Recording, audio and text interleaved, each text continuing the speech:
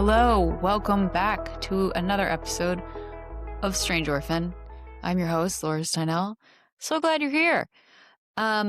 This week, I was thinking it would be great to dive into one of the questions you guys have emailed in to info@strangeorphan.com if you ever want to send one of your queries in. We had so many cute questions. Not cute, that's an awful way to put it. Very compelling questions have been asked. And I thought it would be helpful to do a little work in progress segment here where we kind of work through someone's new orphanism issues with orphanism. They're bound to happen. So yeah, and I think I'll just read it. Yeah. Okay. Dear Orphan, since cutting ties with my family last November, it has been an ongoing series of blows that have left me feeling like I have very little stability. My goal was to move out of my current living situation, a shared 2-bedroom with a girl who constantly has her partner over, who has no respect for our shared space, and who is often spending hours in our bathroom. However, recently I've also lost my job and have had trouble finding a new one. It all makes me feel like I am trapped with everyone around me as a threat, and everyone around me is a threat to my sanity. I would greatly appreciate your thoughts on navigating this period of time. Sincerely, I'm done. Well, first of all, wait, why is it the partner who's spending hours in the bathtub? Why is this partner in the bathroom so much? Do they not have their own? Why are they bathing at your place so much? I hope you're splitting the water bill. Who is this person? First of all, I just want to say I'm sorry, because I know that it's devastating enough to have to cut ties, and it's like uber terrifying to then lose your job security, especially in the landscape that we're currently in. So I just wanted to give a shout out to that. I know that terrain very well, and it's very unsettling. And while it can feel like you're being punished at the moment, you're not. Well, I'm going to say you're in what I like to call a stuck season, where you're not getting out of this the easy way. There's no escape. You're in the pen with life, and it's harsh. I've been in many of these stuck seasons. They come when the universe is blessing us with some pummelings, when all rugs are getting ripped away and we're getting pummeled by Sky Daddy.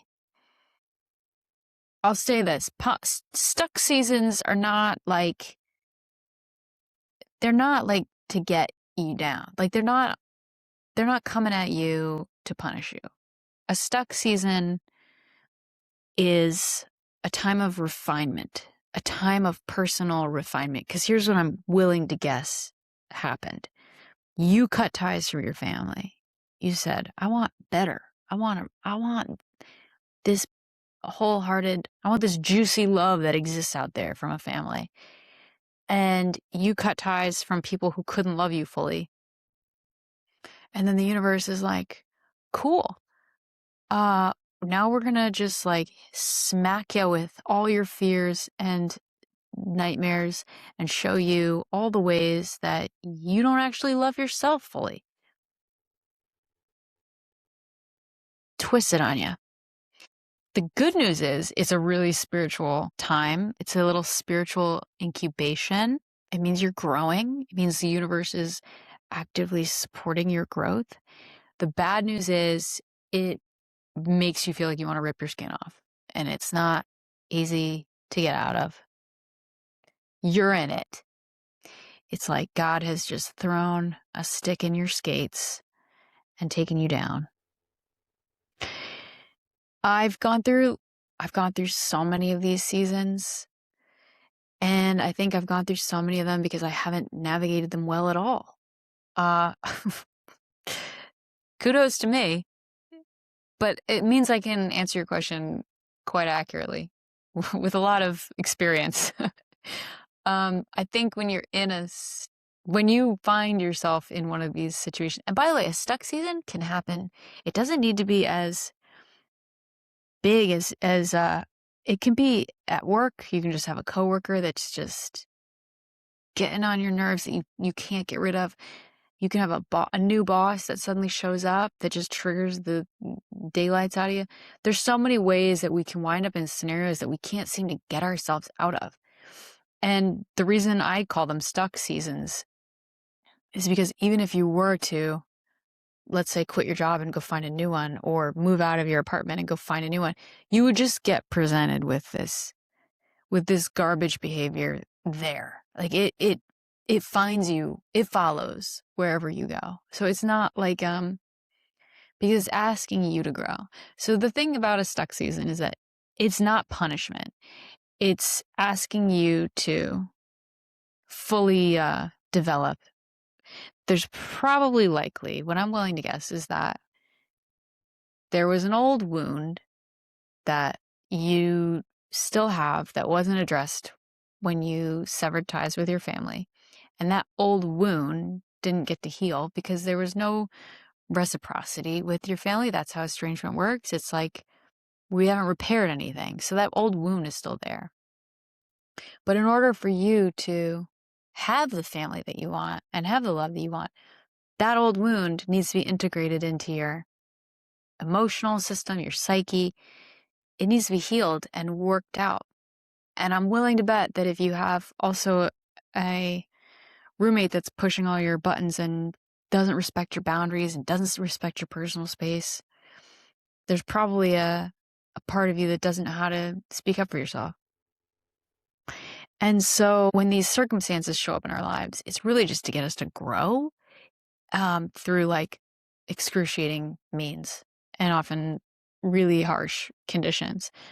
I personally have gone through many of them because I guess I haven't been paying attention. My first stuck season was right after I bounced out of my house on the East Coast and moved to Los Angeles. I could not find a normal living situation to save my life. I wound up in so many rocky, tumultuous, idiotic roommate situations. It was like they just found me. They just sniffed me out. But because I was coming from such a crazy living circumstance, like my upbringing had never been that of stability and peace and mutual respect. Of course, I was just like a target for people that wanted to walk all over you and have parties and push your boundaries. I wound up moving to Los Angeles and living with this guy that I had known from New York. I guess I had sort of dated him a little bit. He was like, come pay me rent because I have an extra bedroom in my house and it'll be so easy and great. And I was like, cool. And then when I refused to also become a babysitter, there was some snide behavior that didn't go over well. And then when I refused to sleep with him, that also didn't go over well. And eventually at one point, I wound up booking an acting job that flew me out to Cleveland, and he wound up throwing my mattress like out on the street because I think he was jealous. But I didn't learn the lesson. And no matter what I did, no matter where I moved after that, I then lived with a girl who kind of did the same thing.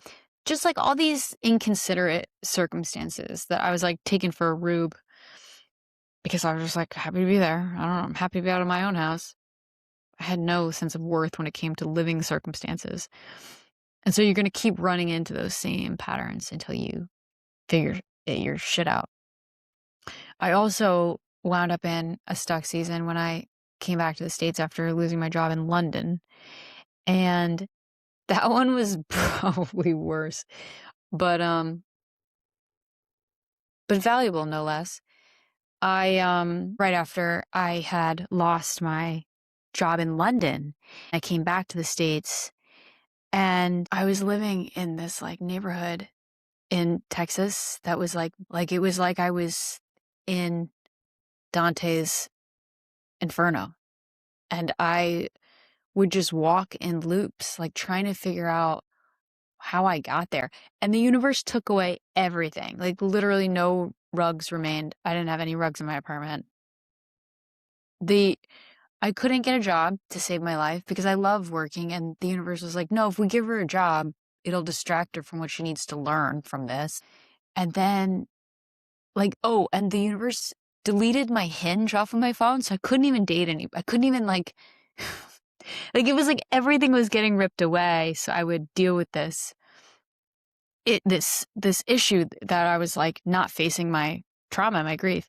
It even got so bad that I was like, at one point I invited a homeless kid to move into my apartment and live with me, which is just insane. I needed such a distraction from myself that I invited this poor kid who was living in his car outside of the library. Like, I don't know, I met him, he needed a battery charger, and I was like, I can't help you, but why are you living in your car? And he gave me this like story about, I don't know, it was a really sad story. And I was like, you could stay with me. And then like a couple hours later, this guy is like unloading his shit in my house. And I was like, what have I done? Oh my God, what have I done? And then it got worse because I found out he wasn't a kid at all. He was a man. He was like a 29-year-old man. I made some bad decisions at that time. I was just so desperately trying to do anything I could to like get out of my stuck season. At one point I just gave up, and I was like, well, instead of trying to escape, I'll go in the other direction.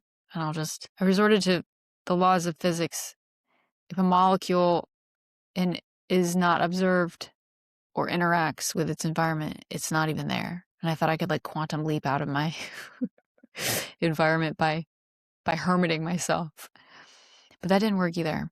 So maybe physics isn't real. So how do we navigate a stuck season?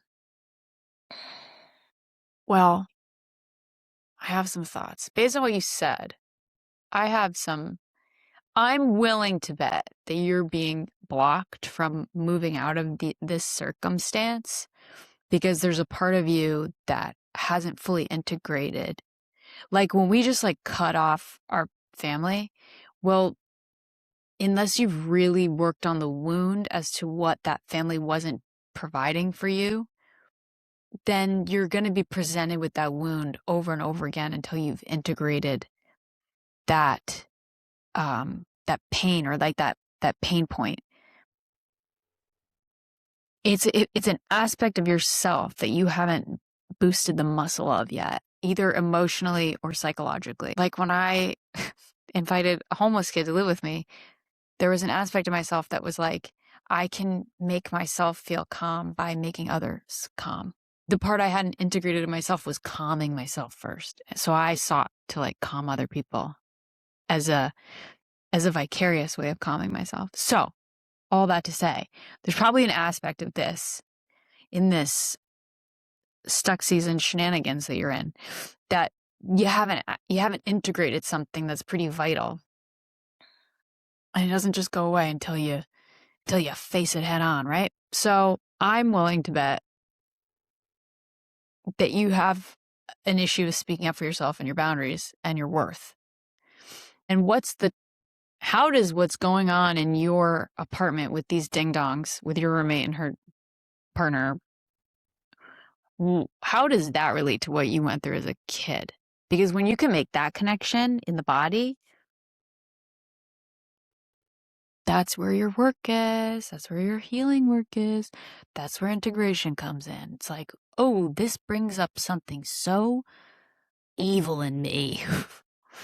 I want to throw a toaster in their bathtub. Right? Because you're so frustrated. But you're not going to do that, obviously. But that wound, that frustration, that feeling of like, I'm being suffocated in this house and no one is respecting my boundaries or my worth or my blah, blah, blah. That's probably a very old wound. And that's what's coming up for review at the moment. So yeah, I'm going to put this out there as a maybe just reading into the text. You probably have some wounds around speaking up for your needs and confronting people. And dare I say, cutting ties from your family, I'm willing to bet, did you have the hard conversation with them first? Or did you just walk away? I'm just saying. You got to do the hard parts that'll integrate the wound, that'll heal the wound, and that'll make it grow. Otherwise, the life you want is always going to be like you're never going to be there. You're never going to land there. You're never going to be orbiting it. And then there's another possibility that I want to bring up too, not to like Freud you to death. But I want to give you all these options because I don't know. I don't know your circumstance. If you were on the phone with me right now, I'd know more. But I know less. Don't we all? Another possibility is that, like, I know in my circumstance, some of my stuck seasons have simply been a maturity issue. Meaning I was really stunted from my upbringing and I knew the life I wanted. I knew what it like looked like in a magazine, but like I didn't know how it felt in my body. And so there was a part of me that had to mature emotionally and my nervous system, my psyche, all these maturity aspects had to come into place before I could get to that life. And that stuck season that I had in Texas was a lot of that. It was like maturing in all regards, like learning to soothe myself via my nervous system, not via inviting homeless kids to live with me. He was a really sweet kid. I don't want to I think it was a bless him. I also got back to Texas and realized like all my clothes, this is so funny. Like I got back to Texas and like all my clothes were too small. Not because I had gained any weight. I had lost weight because I was so like nervous. But it was more like I looked at these like baby tees and I was like, who was that? It was like overnight I had just grown. I had matured. I was like, who bought these? Who bought these? Who bought all these slutty Von Trapp baby doll dresses? Just very ridiculous. So sometimes our timeouts are these implemented timeout seasons. I think in the Bible, a lot of like people call them wilderness seasons where you just don't know what your next move is. You don't know where you're going and you're waiting to like hear some sort of instruction from the divine. A lot of the time that can be a maturity season. And not just maturity psychologically, like what that season is asking you to do is to be in the physical embodiment, the emotional landscape of the person and the life you want, not just being able to point at it on a picture. You have to be able to walk around in the shoes of the person who would have that life before you can have it, before it shows up in your 3D. Because of my original upbringing, I had no idea what like a safe, sturdy, calm, peaceful home felt like. And more so, I had no concept of like what it felt like to be empowered as like the matriarch of a home. Like if you grow up in a narcissistic home, you have no authority. You have no agency. You are stripped of anything that is by any means powerful. It's considered combative. It's like how you lose love by having a strong opinion on things. So for me, I didn't know what it was like to be in charge of a household because I didn't have any responsibility. I didn't have any chores in my house. It was like, just leave. So there were so many like loose constructs of home in my head that I had to mature into the reality and I had to mature into the embodiment of being before I could have it, if that makes sense. And I think that's why we wind up blocked from escaping. That's why they're stuck seasons, because I think God, the divine, really wants you to have things you want to have. It's not that you're not worthy or deserving. It's certainly not that you're being punished. It's simply that, like, God is saying, okay, if you want that thing, I have to build your character. I have to strengthen you so that you can even hold it. Because otherwise you'll get it and you'll just lose it. You'll blow it up. But the universe wants you. It's not trying to punish you. It's not trying to shame you. So you kind of have to work with you gotta work with it. You gotta work with it. And the biggest thing is also, don't make a bunch of silly moves right now. Like, don't fight. Don't think you're gonna win by fleeing. It's just gonna find you down the road. I was booking airline tickets to get out of there. All those trips got canceled. Everything was, God was like, nah, sit down. You're not going anywhere. The Stoics are great for times like these. The Stoics are always like, the obstacle is the way. They would say that these hard seasons are what build character. And that it is, imperative you return to your inner compass and yourself and just work on yourself and don't worry about your outer circumstances will suss themselves out. But it doesn't make it any easier. It's really hard. It's like the ultimate, it's like a guttural pummeling. Brutal. But it is for your better life, for a better foundation. I remember being in Texas and I lived in like the outskirts of an area, and there was this man who lived next to me, and he didn't like me because he thought my dog was going to the bathroom on his strip of yard outside. And I was like, sir, there's no way my tiny French bulldog could be leaving that on your front step. But he had, regardless of his distaste for me and my dog, he was kind of like this person I looked up to because he had bought his house, and he had bought the house right next door for his daughter. And I remember thinking, like, I remember just like watching them. I'm like, oh, that's what like proper foundations look like. And then I wasn't pissed that he was scooping up some random dog's poop and leaving it on my side of the driveway as if my dog had done it. He was protecting his space that he had worked hard to procure for his family, and that I had such respect for him. I tried to tell him, like, my dog's butthole is so tiny, there's no way. But regardless, I learned a lot watching that. So sometimes our stuck seasons are just to like show us what we need to see and feel so that we can have something adjacent.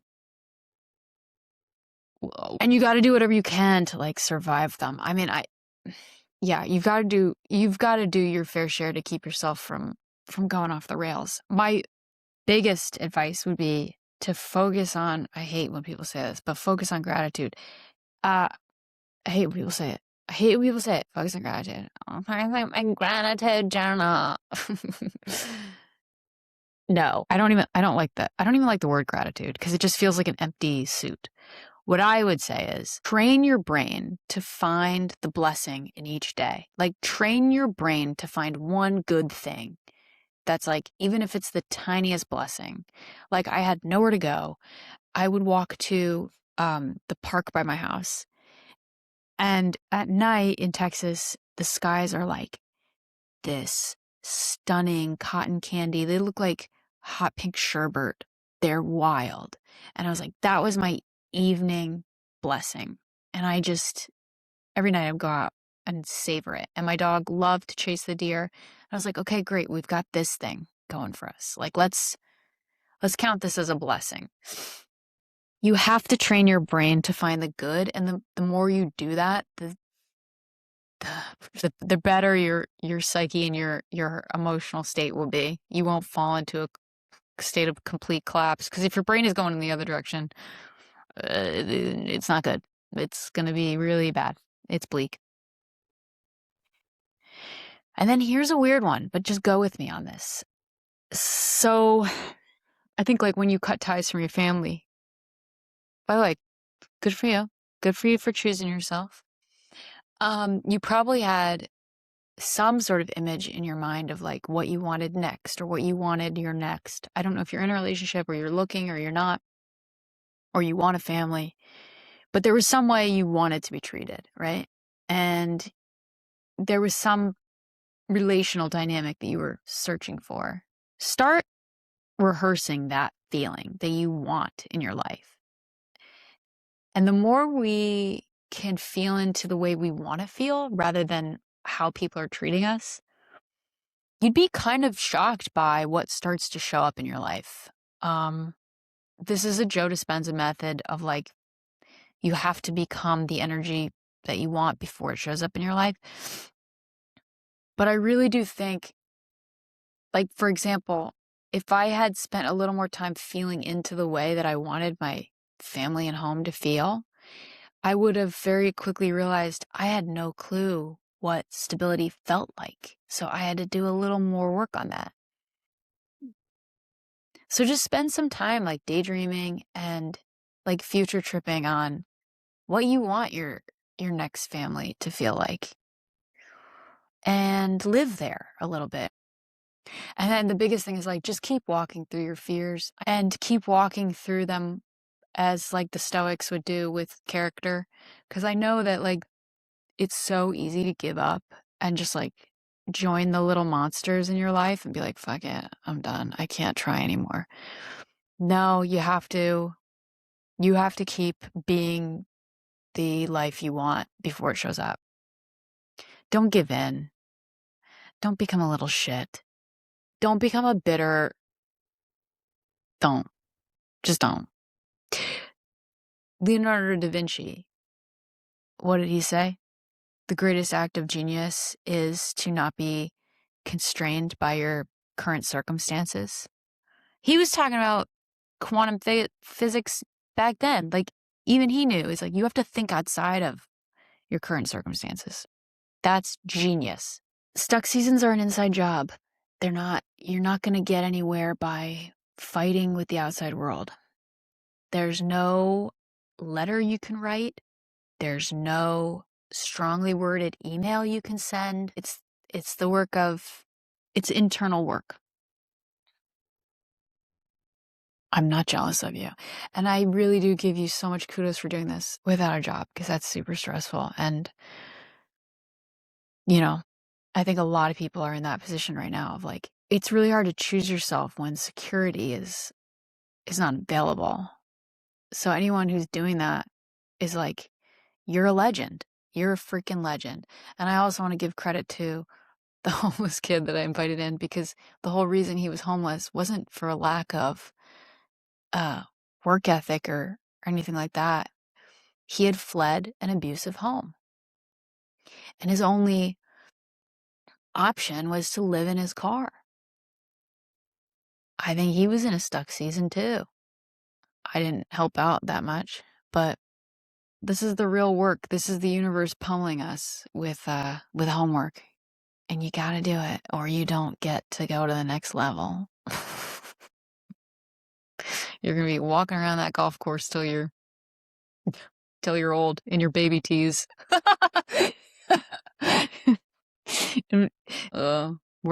I thought about asking if I could be a bev cart girl.